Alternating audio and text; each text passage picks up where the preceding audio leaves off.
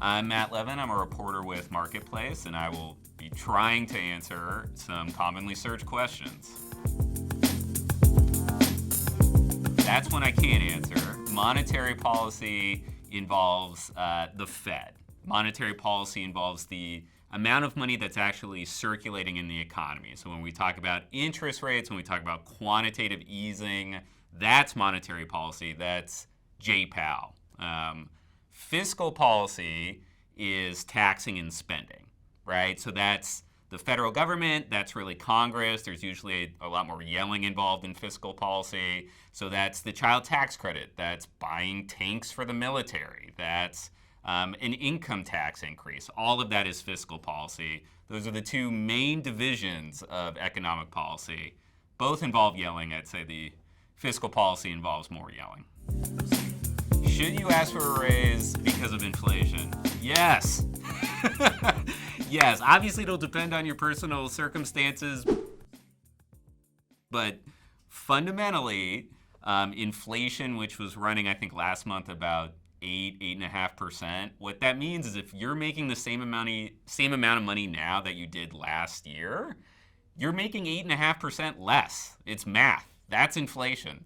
So economic logic dictates that you can go to your boss and say, hey, look, if I want to make what I made last year, you need to give me a raise. Your boss obviously may not be super thrilled with that, and they're probably facing inflation pressures of their own.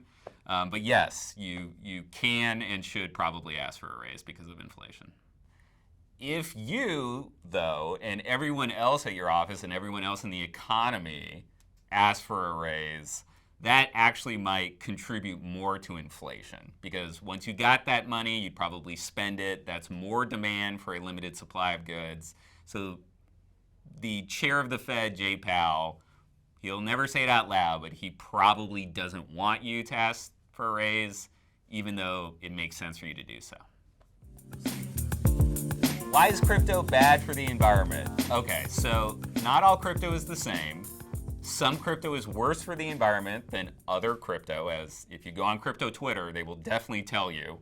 But fundamentally, a lot of the big cryptocurrencies, particularly Bitcoin, it's not good for the environment because it sucks up a bunch of energy. And the reason it sucks up a bunch of energy is because Bitcoin mining, or cryptocurrency mining generally, which is the process by which souped up computers verify cryptocurrency transactions, that takes a bunch of energy, right? So I think it was last year, Bitcoin in and of itself sucked up as much energy as basically the entire country of Argentina or countries of a similar size. So that's why crypto is not so great for the environment right now. When is a good time to buy a house? The answer is if you can get a time-traveling DeLorean and go back to 2010. That would be the best time to buy a house when it was at the bottom of the market, because it's gotten a lot more expensive, obviously, since then. I think it's a question of personal, like what your life situation is, whether you know you're going to be in a place for a certain amount of time, whether you have the money to actually afford the down payment. But there is like an economic decision here where you compare renting versus buying a house, where you look at, okay, if I rent, this is what it's going to cost me, versus if I buy, this is what I'm going to have to pay up front. And you compare the two, and you particularly compare all the money you're putting in your down payment and all these other costs. You compare that to what you would have made from that money if you invested it. That's the economically rational way of looking at it. I don't think anybody really looks at it that way. It's a personal life choice. I think increasingly the question, especially for younger people, is can you buy a house? Can you ever buy a house?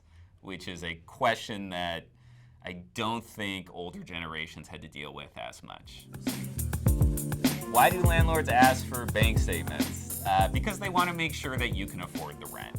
I mean, that's really just it. It's the same reason they run a credit check on you, because they don't trust you. And they want to make sure that the rent comes in on time.